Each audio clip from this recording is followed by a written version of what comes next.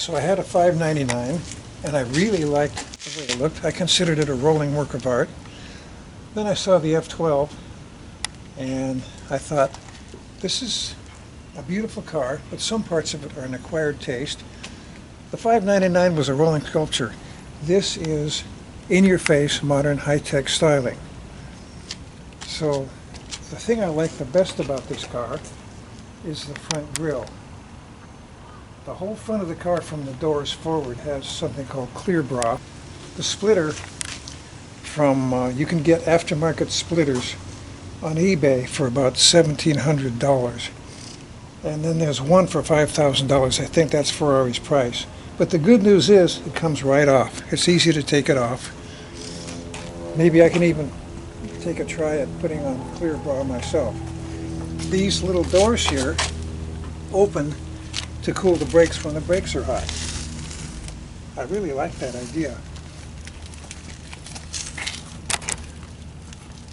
And here is something called an aero bridge. It does this. It goes right through there. And then there's this curve on the side. And the whole thing creates downforce. When I first saw the F12, I thought, why did they put that strange looking curve on the side? That curve is kind of an acquired taste. I'm used to it now. I like the idea that it gives me a little downforce.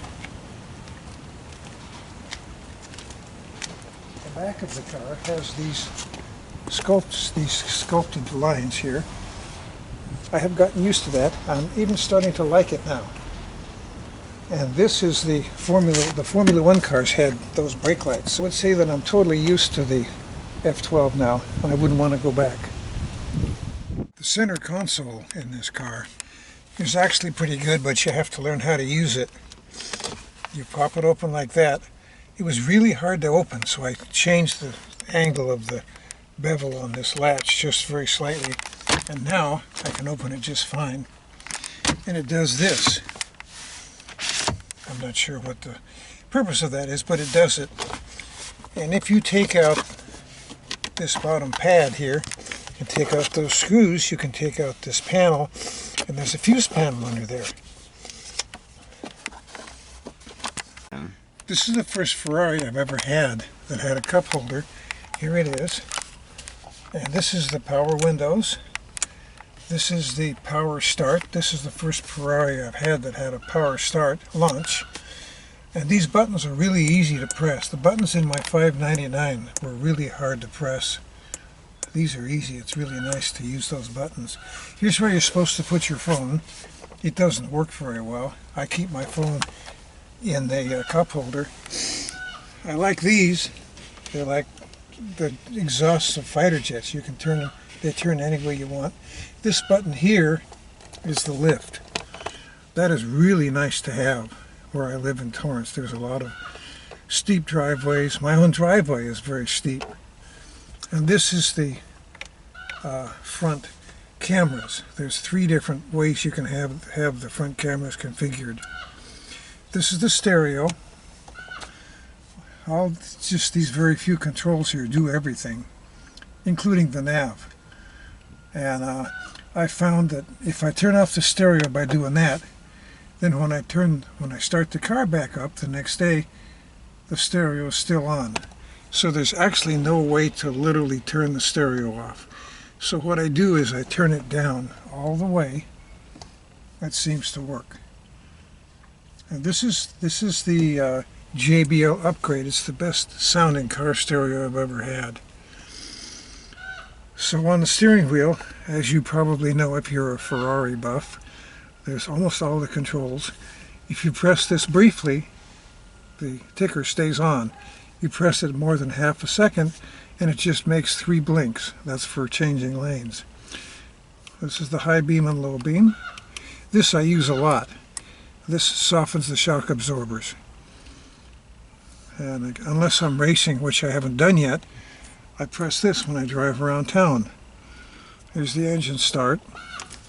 And of course the famous Mannitino. I've never used it in wet mode. Haven't driven it in the rain yet.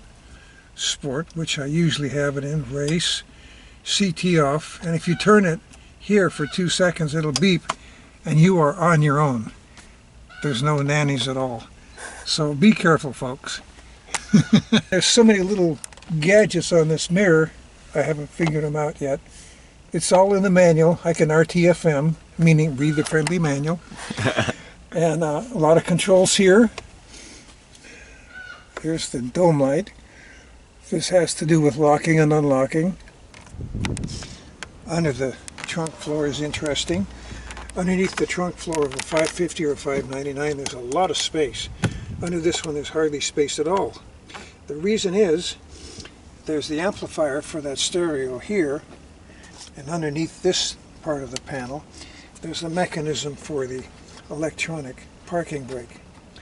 I don't like electronic parking brakes. I prefer the ones that have a lever and a cable.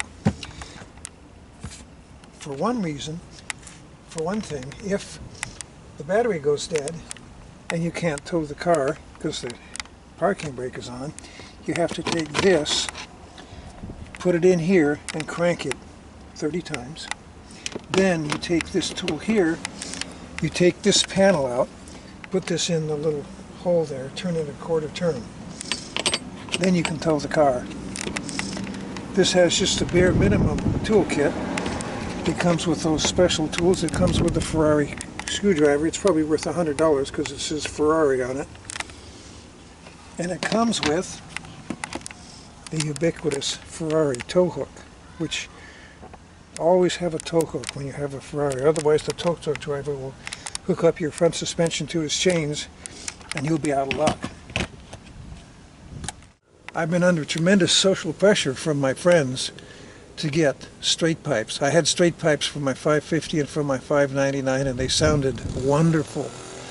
But I might not need the straight pipes in this car because the exhaust valves, flappers, open at 3,500 RPM.